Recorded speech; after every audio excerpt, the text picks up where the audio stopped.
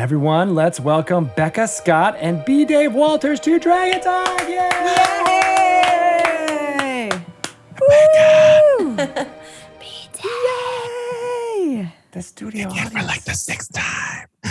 Yeah. It's my first time. Thank you for having me. Hey. Very excited. when you appear in Dragon Talk for your fourth time, you get to bring a guest. Yeah, that's it. Becca's my plus one. Becca's my plus one in life. I'll take it. Exactly. Yeah. I am It's a good down. one. So, Becca, since you're new, I want to start with you. I've been a streamer and a host and general game player over at Geek Sundry, but we're excited that you're going to be here hosting D&D Live 2021. I'm so stoked for this event. Fun fact, it will be in the studio that Geek Sundry used to occupy. Oh. Maybe I shouldn't So it's start like with going that home. information, but that's a weird homecoming. I'm just pumped because I've of course been playing on the Black Dice Society with B. Dave as Dungeon Master, and it's been such a blast. And I'm learning all new things. I've role played a bunch, but am newer to D&D. And I'm a huge Magic player and fan of both paper and arena. And so all my worlds are colliding. It's a very special time in my life right now. Right, with Adventures in the Forgotten Realms, hot on the heels of D&D Live. We're going to be talking a lot about that and maybe even cracking open some packs, right? Oh. You have packs? I got them right here. I mean, it's Greg Tito. That's where I start making it rain. He doesn't just know people, he is people. He makes them. He makes those packs right there in his basement. That's all they have me doing. Seals a little foil himself. I Funnily enough, Fiona. it's done with aluminum foil. I don't know if you guys know that. Yeah. It's not like whittling shoes. You're pressing packs of AFR down there. Just like you go to sleep and they're just ready. It's weird. Yep. Wild. Him and his kids working hard. I also can make buttons for any of you guys if you want them. Yeah, child labor laws don't apply when it's a fantasy realm. Right. When they're your children. That's my mom is one of 16 kids. That's why they were farm hands, literally. Yeah, That's it's like, right. We need Called a labor. chores. Yeah, we need a labor force. Let's start producing. Yep. Yep. I need game players, so that's why I procreated, so that I could have people to play games with. It's true. It's true. Oh, the possibilities. Right. It's not a bad one. So yeah, how is Black Dice Society going? We just talked to Dave a couple of months ago, but from the player's standpoint, how is the last few sessions? Is anything scary happening? Yes, we fought a vampire named Jander Sunspear. Sorry, too much information. Should I keep it spoiler free? We fought someone. Spoil the heck out of it. And the commander deck I was just building is vampires. Unrelated, but Black Dice is incredible. Our cast is incredible. B. Dave always brings it with the storytelling prowess every time. And I learned so much about being a game master in general from watching him do his thing. And I'm just so happy to be a part of it. I always I hate think the questions vampire- like that because I'm like right here. You know, what if she's like, it's garbage? She's like, it's just like thirsty. Luckily, that's impossible. Right. You just watch me like full Ralph Wiggum Soul Crush right here live on Dragon Talk. That's also what happens on your fourth appearance. It's a roast. That's it. This is your life. Welcome. Yeah, that maniacal laugh is very triggering, though. When you lean back and just open your maw to the world and spread your evil laughter, because a lot of times it's directed at me when I don't know the resistances of the creature I'm trying to fight. And we're level 4 now. Level 4. You're level 4. Moving on up. Growing up fast. Yeah. Yeah, that is my evil laugh. That comes from down in here. That's from down in the subhockles. Yeah, where that comes from. Gotta use your diaphragm. Subhockles. There's the hockles and the subhockles. Yes. That's also where he carries his love, right? That's where that he is loves. true. In my heart box, it's located somewhere around in there. I don't know. It gets a lot less use than the evil laugh. That's where the That's phylactery secret is as well. for every good dungeon master. You got to have the evil laugh. But as a dungeon master, you have to be evil, because if you don't bring a challenge to your players, then they're not going to have any fun at trying to defeat the thing. They will curse your name and yell at you, "Stop it, you put that away." This is my most evil DM award. Like, I'm literally an award winning for inflicting emotional trauma. TTRPG Gifts Award. Yes, there you go. That was such a cool idea, having like a gifts award ceremony. I agree. And the tux was a nice touch in the ceremony, by the way. It was a very nice touch. Yeah, we got to place respectably. I won that, and then our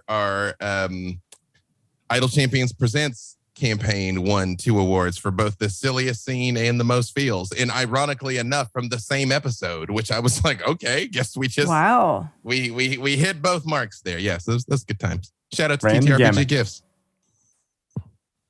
That's good stuff. So were you competing against, like, did you know nominations beforehand? So who else was in the evil dungeon master category? I don't remember, Shelly. Nobody remembers the silver medalist. I said what I said, y'all. Because I had a few people that were like, I'm coming for the title. I'm like, I'm easy to locate. Let's go. Yeah.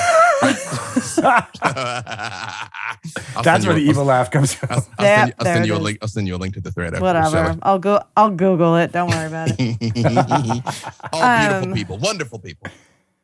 So you, Dave, wanted the cast for Black Dice Society. You handpicked these beautiful, wonderful people. So I assume that you and Becca have previously met before, or you're just a fan of her work like the rest of us. I am a Becca Scott stan from the old school. You know, I cannot speak highly enough about this person. But before I fall into that obvious conversational trap, you've got to fall into mine, where I shout out Greg Tito. None of this would be happening if not for Greg Tito. My career would not exist as it does if not for this man. He has helped so very many of us behind the scenes. He puts his money where his mouth is and actually uses his ability to enact meaningful change versus just talk about it. Shout out to Greg Tito. Thank you, sir. God. Every time I get embarrassed, you do that. That's why I do. But you notice I didn't lead with it this time. I had to set it up. Yeah. Like, oh, we're it's talking an about ambush praise. Oh, boom.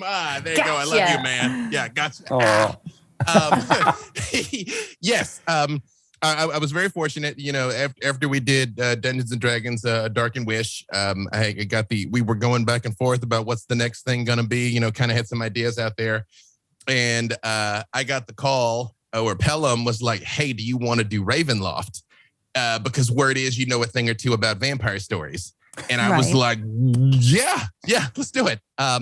And I knew right then, the day they offered it to me, I knew the 6 people I wanted. I was blessed to get all 6 of them. I think this was before we were live. I mentioned that the one time out of the 168 hours of a week that all 7 of us are available is Thursday from 4 to 7. That is the only window in which our availability overlaps. So I was very fortunate that I got all the people I wanted. For my first choice time slot, first choice of cast, it all just aligned and was really wonderful. And yeah, Becca and I go back to Geek and Sundry, but way back in 2018, when we were still doing Theogony of Kairos, I got Becca on our live show at Gen Con because I was like, I want to show the world what you can do as an RPG performer, because I knew you were doing so many actual plays and not getting a lot of times to play D&D and show off. And that campaign was astonishing. Her performance was astonishing. And I just knew in the back of my mind, we got to get this going again. So when I had to cast this, what I knew WotC was going to really put some resources behind and really had a shot at being something that I had to have my homie with me. And it has been the right choice, consistently proven, because she is the best. Oh. I love you and trust you. I would have moved mountains to make that time work for you. And that game was extra special. I put on my serious face just for you, which does not come out often. I can't help but be comic relief. I'm so sorry, B-Dave. You know, okay, so now that we're among friends here on Dragon Talk, when we were coming up with the characters, I was talking to Becca. I'm like, Becca, this is a serious game. Becca, this is not a dad jokes game. Becca, and to her credit, she very much was like, yeah, but I can't do that for 3 hours. I can't. And so we worked to make sure we had a character concept that would work. However, I won't tell you what I thought Tatyana was going to be, but day one, minute one, episode one, the Tatyana that arrived is not the Tatyana that I was anticipating. And I was like, great, we live here now. This is, but it's been fantastic. It's been fantastic. Thank you for trusting me to bring chaos, I guess. It is a mood. And to tell you the truth, I will tell you this. In my thoughts of the casting of the show, it wasn't just who are 6 people I love, because I do, and they're all wonderful performers. But, quite frankly, I'm lucky. I know a lot of people. I know a lot of wonderful performers. I really did look at it as, what are the notes I'm trying to hit and what these people will bring to the table? Yeah, and making sure I had those ingredients. I mean, they're all pros. Everybody's got range, of course. But I mean, like, what's the default thing I can expect that person to do and that person to do and that person to do? And that was how I built the cast. And so having the person who could bring some levity to it was actually what I was hoping for with you, Becca, because I think people don't understand with horror storytelling, with storytelling in general, actually, human beings cannot maintain any emotional state for 2 or 3 hours. We can't do it. You can't laugh nonstop. You can't cry nonstop. You can't be terrified nonstop. Your nervous system physically won't let you. So you have to wave it. Even in the scariest of stories, there's got to be a light moment. Even in the funniest of stories, there's got to be a down moment. So I needed to make sure we would always be able to hit those notes. So, That's genius, man. And I think things working out, A lot of people don't think about even assembling their home games that way, right? Like they're just like, oh, these are the 5 people that I know. They'll be great playing D&D together. And, that's not always true. I mean, you can take 5 great tastes, your arugula, your cabbage, your zucchini, and your pepper, and your lemon. They're all great in the right way. Using vegetables? I know. This is for Shelly. This is a shout out for Shelly. Shout out to Shelly. I know. I was like, that actually sounds delicious. It may be good. Yeah. But you don't know, right? Until you combine them and get them going together. And it could be gross. Maybe that lemon just doesn't fit the right way you want it to.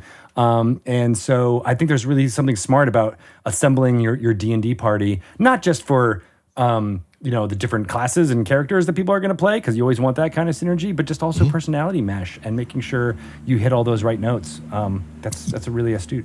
You know what's funny? I put 0 pressure into the character creation. The one thing I said is, like, you guys should probably bring a cleric. That'll be handy. But besides that, I was like, do literally whatever you want, and we'll go where we go. And Mark Meir jumped on the cleric thing. I will say, I hit everybody's shotgun offense at once. I texted everybody about the show right when I found out. But I will say, Mark Meir was the #1 draft pick because he loves Ravenloft. I mean, not only is he a skilled performer in his own right, I mean, like, Ravenloft is his jam. Like, the way we talk about Star Trek, Mark knows Ravenloft. So again, the logic behind it, I was like, I need him to be playing, and I need his character to be a local, because he's the voice of the lore and how we get this stuff into the game without having every villager they meet being like, can I tell you how Barovia is a cursed land? He's like, I can do that for you. I can take that job off of the dungeon master's shoulders. To turn Mark's ears even more red and shower him with compliments. I almost mentioned him a minute ago, just talking about the cast of Black Dice, because Mark is, I love all these people and everything they bring. And Mark is just above and beyond. Not only does he understand the world and the lore so complexly and weave it into his narrative storytelling as a player, but he switches between Aslan Rex and this, like, thrall of Aslan Rex, basically, a cleric that this transition, when it happens, all of us freak out afterwards and are like, Mark, you did the thing again. Yep. You were channeling. It's so encrypted, because you see it when the king arrives. You're like, oh, Aslan's here now. Like, I mean, you can just tell, like, his physicality changes and you're like, oh, we're talking to Aslan now. Oh, it is I. Someone clip that and send it to Mark Meir, please. On it. The other thing I want to say is, I bet in home groups, people pay attention to those dynamics more than they think, because you're not worrying about filling out the party or making sure that, someone that like performance-wise dynamics will fit, but you are like, oh no, this person doesn't like that person. I don't want them in the same room every week. So there is that like making sure the cohesive group fits, and then that translates into your role playing. Yeah, yeah. And I love that that's what's been happening with everybody who's been producing D&D Live from G4, bringing all these folks together, such as you two, as well as Mika Burton, to host. That just seems like, a dream team right there. A well-rounded party. That was seamless, Greg Tito. Seamless. You like that? He's the king of segues. Well So played. good. Well played. Yeah, we love Mika. We got to shoot some ads for this. I know. The crossover magic set, and I just like an example of how much we love each other is at lunch we all crammed into B Dave's little trailer, even though we all had trailers. That is true. Just so we could eat lunch together and talk about the Mission Impossible franchise. But Also true. yeah, but the three of us getting to do kind of like the skeleton. We do all the interstitials around D&D Live with these incredible tables, many of which B Dave is in, and I'm so excited to kind of get to be that glue that holds it together. Yeah, you really are that glue, because there's certainly a lot of Magic the Gathering talk that will be happening at D&D Live because of Adventures of the Forgotten Realms. So in other ways, you're the glue of those two fandoms as well. Hey, I just love two things, and they happen to be combining in It's the that most chocolate and peanut wonderful. butter, like you guys are saying in the first one of those ads that were put out there. Those yummy snacks. She made that so up, though. good. Like, that was completely a Becca Scott innovation, chocolate and peanut butter. Nobody thought of it. I did. Never No one else before. Chocolate has. and pretzels. Or since. Yeah. D&D and Magic it's not just Adventures in the Forgotten Realms, which is amazing, but D&D and Magic coming together again this fall with Strixhaven, a curriculum of chaos. Yes. Yeah. So we're just, if you're Becca Scott, like this is your year. We are just mixing up so much chocolate and peanut butter. I mean, the hardest things to decide are, am I going to be Prismari, Witherbloom, Silverquill, Quandrix, or Lorehold? I'll tell you one thing, not Lorehold. Just for the record, if you're Becca Scott, every year's your year. Just keeps getting better. This is a great thing. I mean, all the way back from Ravenica over to this. I played Magic like back in the old days. Back in my day, I used to play Magic for money in college. Like, to date myself, Black Lotus were $500. Oh yeah. But during my time. So beat the king. You're like, come at me. Well, you can beat me. It's all of my friends that we played did one of two things. They either they went on the pro circuit and became pro Magic players, or became pro poker players. Like a lot of degenerate gamblers came out of my college circle. Because once you make the leap to I'm going to play cards for cash, you're like, well, then I can play lots of cards for lots of cash. Yeah. But I'd actually been out of it for a while, and it's good to come back now that even when we were shooting those spots, I'm looking at the cards and I'm like, cool. I remember the Mana Symbols. I remember Tap Graveyard. And there, it really was, I knew a little about Magic, a ton about D&D. Josh really did know a little bit about D&D, a ton about Magic. Like the relationships is portrayed in the commercials are not so off from actual reality, to tell you the truth. But, I was impressed that they wrote the scripts to be so accurate to our knowledge and our personalities. Yeah, no, it's wonderful stuff. And so it's definitely been great to get back into the game. Really looking forward to playing a lot of AFR. And just seeing where it goes. But you're right, Shelley. It's a great time to have those worlds collide, and it just makes sense, really. Like they've spent years building up this wonderful playground that everybody exists in incrementally. But it's like, well, why not bring that to 3 dimensions? Why not really go and inhabit that world? And it's the same thing to take the aspects of the Forgotten Realms and bring that over to this other way of interacting with the content. So it's a good time to be a geek, is what I'm saying. Nice. Yeah, and there's so many amazing people playing games during D&D Live. As you said, Dave, you get to play in the Faster Pussycat Kill, or Faster Purple Worm Kill. Yeah. Beetle Graham. I'm playing in that game. I'm running a game with Pat Oswalt and the cast of AP Bio. So yeah, I'll be all up in there. That's great. Honestly. Is it WWE table that Abria Yengar is running? There's also Kate Welch is running the table with just a bunch of amazing comedians. And I get to be in the studio watching the playback of these games that I would just be watching at home and spend all day doing it. It's going to be so wonderful. It's going to be so great. I know. Yeah. You mentioned this, the year of Becca, but it is the summer of Abria. That's true. Dropping on all kinds of tabletop stuff, right? She's in the Legends of Exandria, as well as what's happening on Dimension 20. What's that? I'm blanking on the name of that. It's got Misfits in the title. Magic and Misfits. Magic and Misfits, think, which is Yes. looks awesome. And then as those things were going and that hashtag was going, I'm like, there's more she's going to be doing. I'm so excited that she's going to be playing for WWE Superstars.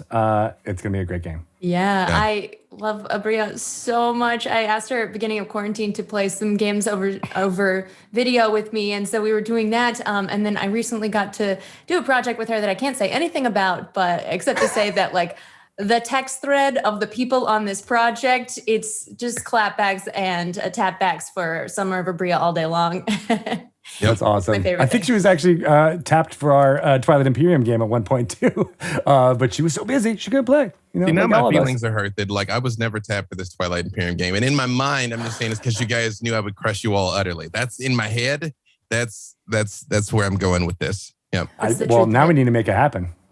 Although I will tell you something, Becca Scott, Good Time Society, follow Good Time Society on YouTube, is a board game assassin. She is merciless. Do not let this jovial exterior fool you. She is coming to steal souls when you play games with this woman. I did steal B. Dave's soul recently, and that's going up soon, but I won't say what game we were playing. It was a horror game and that I was running. He may or may not have lived. Well, I know. It happened on camera. Yeah. We're talking to a ghost. I get it. Could be anybody. Yeah. Because vampires Soulless. are not Definitely real. soulless. Yes, exactly. So ghosts. Yes. We'll go with ghosts. Last week we did that, and that was my first time running a game for you, so it was extra special. That was the first time on the other side of the table. Yeah, we played board games and things together, but the first time with you as storyteller. Yes. Yeah, thanks for shouting out Good Time Society. That is my YouTube channel, as well as you can find them on all the social media, but it's just where I put videos that I'm the producer of. So when COVID happened, I was like, well, I still want to make videos about games all the time though. So I guess I'll just do that over here. Are you watching Star Trek as well? I am doing a Star Trek The Next Generation rewatch podcast with Xander Jean-Ray and my business partner, Jake Michaels. And Xander is also at a table with you and Seth Green and all these other wonderful people as part of D&D Live. The Purple Worm. I will just Purple say Worm. Greg Tito also has a D&D watch through podcast that I may or may not, and by may or may not, I mean definitely appeared on. So there you go. It's true. Yeah, Becca, I think you and Xander were in some ways an inspiration because I was like, man, I want to go back and watch all these old episodes, which I was doing already. And I'm like, let's talk about it because there is so much there. Okay, well, we need some crossover. That's right. There it is. There it is. That's There right. you go. Dipping into the crossovers. B. Dave, have you ever DM'd anyone that you've actually been nervous to DM for? It's just like this is your place, this is your most confidence, but you're just like you're in my territory now. Yeah, here's the thing. Just in general, I don't get starstruck. People are just people. So But it could be like like not even just starstruck, just not even like no. Wow. I could kill you for saying this in my presence. I've never not been anxious about anything. It was, I will say, with the thing that we were just doing, it was adorable how nervous you were. And it's like, all of us. Why do you, it's like, it's fine. We all love you, Yeah, I will tell you this, this thing coming up for D&D Live, it's going to be on Peacock and on G4. Potentially is the biggest audience I've ever been in front of, potentially, because we don't know till we get there. But hopes are high. It's just a day in the office, man. I'll show up and do what I do, have a good time. That is an important key phrase, because let me tell you, I ran a game yesterday and it was the best game I've ever run. And I can tell you the difference in between the 2 Tuesdays in which I ran it. I came to this realization that work is work, and it's a job, and I don't have to put my whole self into it. It's not a reflection on me if I didn't do a good job. This is my office, the internet. Yeah. As it is for all of us in a way. And so people coming in here and judging me at my desk. No. I'm just working here. And it doesn't matter if I have a bad day, that's fine. And that kind of separation of it in my mind was very helpful to me. Yeah. That's hard to do for everybody though, I will say, because there is a performance anxiety that I get every time I Dungeon Master. It doesn't even matter if I'm comfortable or know the people, or it's the 75th session of a 3-year campaign. There's always like a little bit of that for me, and it's what I've learned from it just being like, just know that you're going to be nervous, and then it's like that every time. And dealing with it was the same when I went on stage as a stand-up comedian too. It was like, God, it's so nerve-wracking, but if you just live in that nerve-wracking, it's okay. And I've talked to a lot of stand-up where some of them are like Dave, are like, I don't give a fuck. I'm drinking all day. it doesn't matter. I'll just get up on stage and kill it every single time. And I've also talked to people who are, way more successful at it than I ever was, who are like, every single time I do that exact same thing. And I'm, don't talk to me in the 3 hours leading up to my performance, or I will bite your head off because I'm so angry at just life at that moment, right? And so it runs the gamut. And so just knowing that about yourself, I think, is probably the biggest piece of advice people can have if they're going to be doing this stuff. Well, and those nerves it's because you care. It's like it's because you care. You want to put on a good show. You want your players to have a good time. You want the audience to have a good time. There's nothing wrong with that.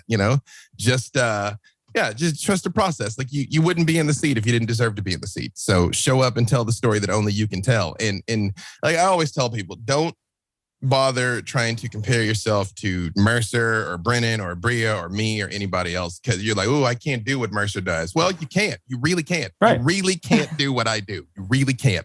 But we can't do what you do. We can't tell your stories. Only you can tell your story. So, show up and shine. Take people on an adventure, because only you can. Yeah. Sometimes I just call B Dave so he tells me nice things like that. It's the motivational speaker. Me too. I know. But I love all of you. Yeah. It's Shelley, you feeling inspired to jump in? Yes, Shelley, do it. Wait, I'll play for with Dungeon Master. Do it. Yeah, do it. No, God, no. No. I know everybody's like, oh, but I know you, and we're friends, and it'll be great. I'm like, I don't think I want my friends to be there.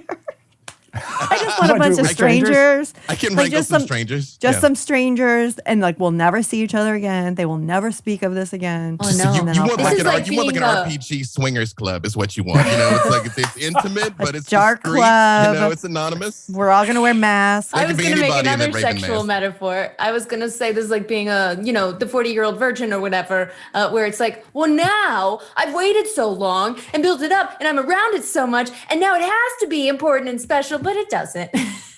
Yeah. I mean, unless you wanted 40-year-old virgins out there. I'm just saying the 40 is the movie. I gotta go. Yeah. Here's the only thing you got to remember about DMing, man. It is not about the rules. It's not about any of that. A DM's job is to elicit an emotional reaction.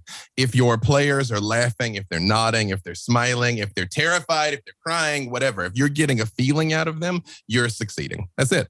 Yeah. What if the emotion is pity? What if they're like, oh, bless her heart? That's an emotion. That's an emotion. You're like, I don't want that one. I guess I'll interact with the man in black in the tavern. Okay, Oh, right. No, sorry. you stop it, Shelley. You stop it. I believe in you. I don't think it's the role for everyone. That's true. That is also true. It's true. Yeah, I love playing. I just like to be a character, and I just like to help tell that story, but I want someone to tell me to make a perception check. I don't want to sit there and go, oh God, I don't know if you can do this thing because I don't know what you need to roll to see if you can do this thing. Sam DeLev is like that. We've dragged them into the storyteller seat once or twice, but they're like, storytelling, DMing is not my jam. And I'm like, that's okay. That is okay. You know, there's no wrong way to interact with this fandom. Well, there's lots of wrong ways. There's lots of gross ways. But I mean, there's whether or not you want to play or storytell. There's no wrong way to interact with it. Yeah. Now, having said that, I don't know if I believe it. Wait, what? Yeah, when did you start? Well, we did a show at Geek Sundry called TBD RPG where we rotated roles, and that was my first. But we didn't play any of the big name RPG games. We would play like little one shots and just like one sheet where all the rules are on a single sheet of paper. So it was a very easy way to try it for the first time and be supported because we were all trying it for the first time for the most part, except for Amy Dallin. And so that was extra special. But just over COVID, I started running stuff on my own channel and like really diving into owning that role of being in behind the screen chair. And it's still scary, but the more you do it, the easier it gets. And I was like, well, I got to start sometime. So let's just do it. Yeah. I feel like how you're describing it, Becca, is like, you know, you were playing and then like you got the itch to take that role and then you dive in. I hear that all the time and like, I don't feel like I've ever gotten the itch, which is just like, it just might not be in me. But that's okay. I mean, I love stories. I love telling stories. I can be hanging out with friends and I will be like, I will tell you a story. I love writing. I love making things up. I love telling my son stories. I think there's just like either a mental block here that it's like too much pressure because I don't want people to not have a good time. I don't know. I mean, I could analyze this part of myself forever. No idea. My solution to this is you should just do it. But let me ask you this. Do you like improv? So I love, no. I'm going to be honest. I love comedy. I love humor. I'm a humor writer. I will write anything and get up on a stage and have no fear at all about being in front of an audience and read you my words. Yeah. But that's because I have already thought about those words and I've already edited those words and but the improv part scares the crap out of me. Although I mean, I can be at a party with you and we can have a good little banter, but it's scary. And I was a theater major. And I was... zone of safety, though. That is okay. If it's not your jam, that is okay. Because you know what you're doing? You're doing this. You're doing this thing right now. That's a Shelley thing that only Shelley can do. This thing you're doing. Right. You're so good. When you do this, is that like your way of hypnotizing us? Yeah. It's not I am the only Shelley. It's true. The only Shelley. There can be only one. All Shelleys must be destroyed. Yeah. All the other Shelleys must be destroyed. Yes, exactly. Well, I know Greg knows this, but there was a time at Wizards when there were 3 Shelleys, and all of our last names began with an M. And I am the only Shelley M left. You have absorbed all of their essence. Exactly. All their powers are yours now. They're yours now. And I got several of their emails, and one of them was a lawyer, and it was like, I don't think I was supposed to see that. There was also many Gregs at Wizards who I also killed and took their essence, including the president of Wizards of the Coast. There it is. Oh, yeah. Only you remain. Yes. Yes, right. Mm-hmm. So how many others Beccas have you killed, Becca, and absorbed? It's not a joke. I do have a problem with other Beccas. I'm so sorry to any Beccas watching this, but like, we can't be friends. I don't know a single Becca, and if I did, I'd be like, "Hi, nice to meet you. Get her away from me." You're like, "Hello, Rebecca." Oh, Rebecca's fine. Yeah, right. I'll tell you one story. Becky. But this person, I'm not a Becky. Yeah, but the Beckys are fine. I was on an improv team with a Becky, and we were chill because she's not a Becca. It's Does different. she have good hair? Becky with the good hair, yeah, red and curly, big. No, that counts. Yeah. Mm-hmm. No, so here's the thing in LA, if you're an actor, when you get into the Screen Actors Guild, you have to register a name. And if that name is already taken, you can't have that name. And when I joined SAG, someone had taken Becca Scott. And I was like, that's cool, I'm Becca Scott. And they're like, oh no, they took that. You can't do that. I did like petition, and finally I'm with SAG as Becca Scott, but it was a whole thing. And then in an acting class, I met a Rebecca Blank. I won't say her real last name, but it was not Scott. And she was like, "Oh, that's so funny. That's my SAG name." And I stared daggers into this woman's soul, and I said, "You have ruined my life." And I went and I sat down, and I did not smile or laugh. It's true. It wasn't even her name, and she just took it? She was like, "Oh, it's my aunt's maiden name, and I liked it better." What? That is not fair. Yeah, It isn't. so it's fine. It's fine. It's fine. We're not mad. Yeah, you became Becca Prime, though. It's fine. Yeah. She is destroyed now, though, so yeah, we're good. You are ascendant. Nice. Yeah, but that's true. I mean, that's why there's Matthew Mercers, and Matthew Lillards that we all know. But that's why. And is that why you're B Dave as well? Oh yeah, it was just easy SEO. Yeah, I mean, even from my town, there was 4 David Walters, including me and my dad, and so there's only one B Dave Walters. That is the sole rationale for it. I've never asked you. Yeah, my name is David Wayne Walters Jr. Yeah. There's no B involved. But at the all. B isn't anything? Well, it's Rebecca. I'm Becca Walters. The B is Rebecca. It is now. Yeah, it is now. Yeah, it was early, marketing strategy to be able to align our brands, Becca. No, originally it stood for brother because I did mostly like motivational content. But it could be anything. I've been told it's people have said big, black, brilliant, baller, buff, any of these things. I'm like, I'll take any of them, whatever. Bodacious. Bodacious. I always thought that it was just like, you should be like Dave. I want to be Dave. That's how I hear it in my head. I want to be Dave. That's what I want when I grow want those up. bumper stickers now. It's true. There it is. We got to Be get a print. Dave. Hey, like Greg, can you print those buttons for me, buddy? Absolutely. Yeah. I'll get He's placing I'll get an my order. girls working on it. Get the girls. Girls, put down those friendship bracelets. We got an order coming in. We need 10,000 units of B Dave. Ready to go. Exactly. Thank you. Sign Yeah. me up. Sign Yeah. me up. Made with love in Seattle. Yeah. Absolutely. Yeah, no, but it legit was just marketing. And the closest is there's a David B. Walters, there's a BMW dealer like somewhere in like Indiana or something, and there's like a swimmer that is David B. Walters. They're the only ones even close. And like over the years now, like the first 4 pages of results in Google are all me now. So that's why. That is literally why. Yeah. The goal of any performer is to flood the Google search so no one else can get in there. Mm-hmm.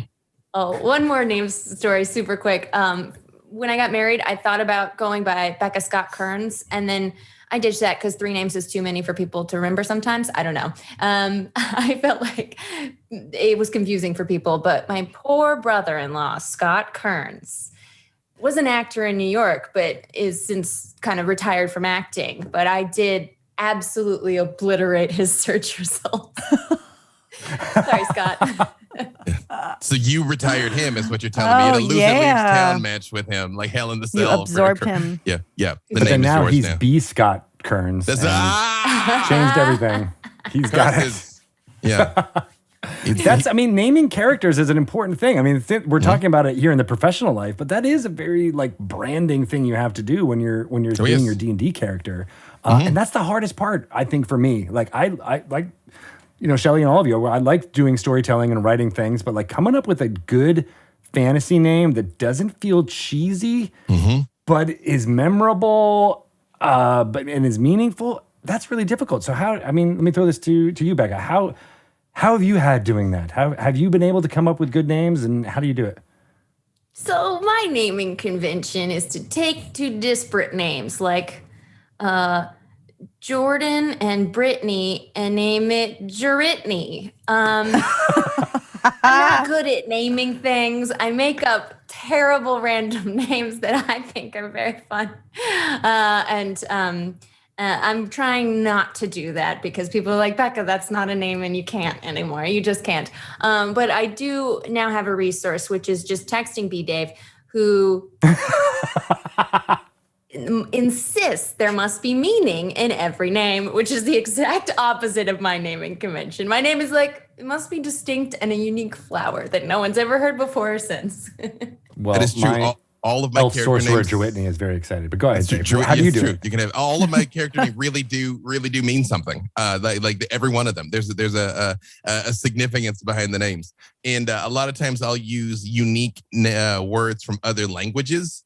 So it may be obvious to other people, but my trick is something called word stuck. If you go on Google image search and just type a term like fire or beauty or anger, and then in parentheses put word stuck, STUCK. And word stuck was just a series of just interesting words from all over the world that people just kind of collect, like just beautiful sentiments, like the concept of deja vu. It doesn't translate. So there's things like that from all over the place. And then I take those things, and those are how I get my names. Interesting. Mm-hmm. That's a lot better than just looking at random Elvish words in Tolkien and picking one of them that that's valid though. Zone of safety. Still valid. Yep, still valid. Silmarillion's got a lot of great names in there that nobody knows. So. It's a lot of words in the Silmarillion. A lot of words in there. Okay. Yeah. I tried your secret and I got one. Abindrat, the color of the sky while the sun is setting. Abindrat is the name of one of the gods in Theogony of Kairos. For that reason. For that exact reason. For that exact reason. That's where I got the word from. Yeah, all the gods from Theogony of Kairos are all words from Wordstuck. Yeah, that are just the different concept that I was like, they're the god of this or the god of that. And then I went through and did it. Yep. Whoa, I'm doing it now. There you go. See, look at that. You're all welcome. My new This is character. brilliant. Thank you. Restfaber. There is a Blunda. honestly, Becca, if you go scrolling through that list, you will see a number of characters that we have played on games together. I will say there was a Tumblr for it. The Tumblr was like neat, but it's very hard to search. That's why I say go to the Google image search. But it is a delightful well of inspiration. Have at it. Okay, this is amazing. And I now need to create a character whose name is Blunda. How great is the name Blunda? Like it should be in work though. That sounds like a name I would make up. It's true. Belinda and a blender. You're taking Blossom and Glenda and putting them together. Turtle. Blunda. Blunda Turtle. This is actually how Shelley came up with Drunky Two Shoes. Drunky Two Shoes is a barbecue joint in sort of the neighborhood Greg and I live in. And I thought, that is a fantastic name for a tabaxi. Guess I got to go create a tabaxi. That is a great name. Excellent. That is a great name. Drunky Two Shoes. Wow. Yeah, and Greg plays my litter mate, and his name is Daryl. Daryl Two Shoes. Yeah. Like you very much can subvert the convention too, especially when everybody's got a lot of high fantasy names and like your character's name is Esther. Yeah. That's all. We just talked about one of my beloved favorite characters. I only got to play for 3 minutes, and his name was Kevin. Shout out to Kevin, our homie who ain't here. I wish I could tell you a secret about Kevin's for an upcoming project that I aforementioned. The Summer of Someone is also in it. And let me just say that someday someone will see it and they'll remember I said this. There's a lot of Kevins. Look out for Kevin. You'll remember. Yep. I'm sorry. Summer of Kevin's. It's okay. Like, the hardest thing about living in Indiaville, and don't get me wrong, this is the champagneiest of champagne problems, is not only do you know cool things that are happening and you have to wait until the world can see them? There's multiple times we've been on projects and no one can talk about it. So you're like, hey, what's up? No, stuff, me too. Yeah. You working on anything? Yeah, I'm working on a game. Yeah, me too. It's like a C game. Me too. And then yeah. Whisper it on 3. Whisper it together. Yeah. Well, you know what? Tanya and I did this dance once, and it turned out we were both working on games for the same company, but not the same game. So it still was like, yeah. Wait, no. No, different. No, right. Can't talk about it. It's like spies. It's like spies meeting on the bridge, being like, how do we communicate in a way that no one will know what we're saying with each other? Mm-hmm. Just answer a question with a question. Mm-hmm. Kevin will be there to help. It's true. Kevin will be there. You heard it here first. I have some insight into what she's talking about. Yes. I can't wait. Yeah. So, go on. I was just like, yeah, D&D Live. It's going to be a great time. Yeah, that's it.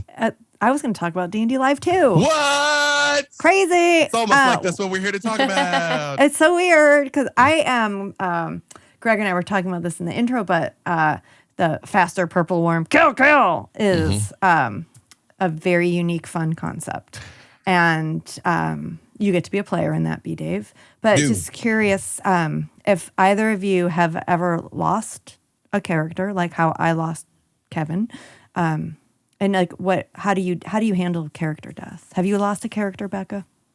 Maybe not yet. I have lost many characters in. Am I allowed to say Call of Cthulhu? Yes. I mean, you just did, Yes. so here we are now. The lasers No, are it's pointing fine. on Other your games are fine. body here. Yeah, right. The lasers are here, and now I don't know what else to say. But never, I, as I said, like my experience with role playing is a lot of one shots, and most of them are on the internet somewhere. So, I haven't had that sort of like deep loss that comes, like if something were to happen to Tatyana, I would be very upset, Dave. Okay. I would be very Note that, Dave. I literally walk around with Tatyana on my face, on my mask. I have a Black Dice Society mask, so Oh my God. I can think she's safe. it's true. I can represent for you always. You see those bad tie-dye shirts where or bad airbrush shirts where somebody died too young? I'll get that for Tatyana with an axe. She'll be all blue. We can't even joke about this. It's No, not can't. okay. No, okay, she's sorry, too special. sorry. She's too Wait. special. Yeah. So I am not prepared if should this eventually happen. I'm not ready to lose a character that I care about. I have not, except for 10 Candles where everybody died. I've had plenty of times where I thought I was like, oh, we're out of track. Like, this is the end. Okay. But I mean, I've had that happen in life on 3 separate occasions where it's like, oh, okay, this is death. Oh, I got out of it. Usually driving, where you're like, there's the 18-wheeler. This is the end. I swerved. I made it. Especially during We're Alive Frontier, which we also did on Geek and Sundry, which was Ivan Van Norman's zombie horror survival game with me and Xander and Anjali and Melanie Stone and Josh Petersdorf and Alquin Gersh and just every time one of us was about to die, like we all just fought so hard to save that person. Like it was such a mad scramble. And I'm glad we pre-taped that because every combat encounter you see, you miss the 15 minutes of like, but can I jump in the way? Wait. Can I tackle the zombie? Wait, no, wait. Can I push him and take the bullet? Can I that very much got pared down to you get shot at, I push him out of the way type deal. So that was close. For the most part, no. Knock on wood, because we're just about to go back into the studio for LA by Night season 5. So I might be cursed by hubris here. If something happens to the Baron. You mentioned playing 10 Candles, and we played in that 10 Candles game that Ivan ran together. Yes. You played this Baptist preacher that was larger than life and one of my favorite characters I've ever seen you do. That was Boone, the doomsday prepper. This is the judgment of God come down on us. Yeah, that was interesting. It was me, you, Amy Dolan, and Jason Carl. Oh, it was extra That's so special. fun. But the way that you can improvise and pontificate in this larger than life way as a GM, seeing that as Boone, it was somebody's got to put that on TikTok. Like there are some moments in there that are real special. I appreciate that. Thank you. Yeah, that's and I don't mean to wax too philosophical. Please feel free to interrupt me here. But it's both We're Alive Frontier and to a much greater extent 10 Candles. I found that looming hopelessness to be interesting, but at the end of the day is not my jam. I don't play games to get crushed under the heel and weight of life because I got life for that. True. Yeah. I play games to have my dragons be beatable. Like you might lose, but you can win. It's more of my thing. Yep, I did make you play the horror game that you're not supposed to live through last week. That was a Call of Cthulhu game, and I'm sorry. I have escaped multiple sessions of Call of Cthulhu. You know what? I didn't die on screen. That's all I'm going to say. I'll leave it to you, fair viewer, to see when it comes out what happened to me. But it's all right. Well, and that's what's interesting about the faster purple worm, because it's knowing going in that you're gonna be have a demise, and making that demise as amazing and hilarious and full of hubris as possible. So full disclosure, they have said that's what it's about, right? Because I didn't want to say that it's like it's a one-way trip for us. I didn't, as long as they've said it. I didn't say it. They've said it. Okay. We're saying it now has been because that's said. the good. whole shtick, right? And then it's maybe somebody will survive once, maybe, but most likely when you go up against something with the CR levels that we're talking about here, with level 1 or less characters, you're gonna die. Oh, Becca, can I? we have I want to spoil one But thing. you're level 1? Yeah, Okay, there's say it, one Becca, little thing say I it. want to spoil for D&D Live, which is that game is the last game of the weekend, and there will be a way that viewers can make that purple worm stronger. Yes. And it involves giving to charity. It's true. So we will suffer for a good cause. You know, the strongness of the beast we will be faced with will be built up over the weekend based on donations and player interactions and the choice the audience makes. Because you all will spend the weekend building the creature that we will then face and die gloriously fighting. Which is super fun. I love that. Yeah. I mean, Getting the audience interactivity. involved. Yeah, Each one of the games is, and you guys will be, memorizing this stuff and repeating it all throughout the weekend. But every one of those games is for a charity that we're driving donations towards. And I just love that everybody that wanted to be involved with this, got involved because they're like, well, I want to play D&D, but I also want to do some good in the world. And it's something that we kind of took, with all the fundraising that Wizards have been doing for Extra Life, and then we channeled that into Red Nose Day for D&D Live 2020 last year, and then just, building up on that ability to have the D&D community give back during, these huge moments where we have a lot of eyeballs on it. Man, it's something that I think, I'm one of the most proud of why D&D Live is such an important event. Well, Lambert House, it's wild to get to do all these. We're twinsies. We got the menu. Yeah, that's it. Mine There still it is. doesn't come. Mine I wear too often. Honestly, this shirt lives right over there, and I go on camera and I put it on, and I take out camera and take it off, and it lives right over there again. But yeah, it is a blessing to get to do something that we love and something that we enjoy, and simultaneously make a meaningful impact in someone's life. That's a huge thing. And I really appreciate it. And our AP Bio table is going to be in support of Alice's Kids, is our charity that we'll be supporting there. So, but I personally do a ton with Extra Life, Jasper's Game Day, Lambert House, World Builders, and it's just it's a good thing to be able to be geeks doing good. Yeah, and I mean, you mentioned doing good for somebody. I mean, the charities that we're talking about, we're driving resources and donations to, is a huge thing of it. But I also just love, even just through the course of this conversation, how much D&D helps people in their lives, right? Like just being able to talk through anxiety, whether it's performance anxiety or other things that you're dealing with, all that stuff. Dungeons and Dragons is going to have a big audience with D&D Live here, and I think that's a message I just want to make sure everybody knows about. That this game isn't just a game. It isn't just playing around, rolling dice with friends. It is, helping out with arithmetic skills. It's practicing social skills. It's working together. It's teaching empathy in a way that isn't teaching empathy. And I love that you, the three of the hosts, you and Mika Burton, will be able to just kind of bring that gong and show the biggest audience possible just what this D&D fandom is all about.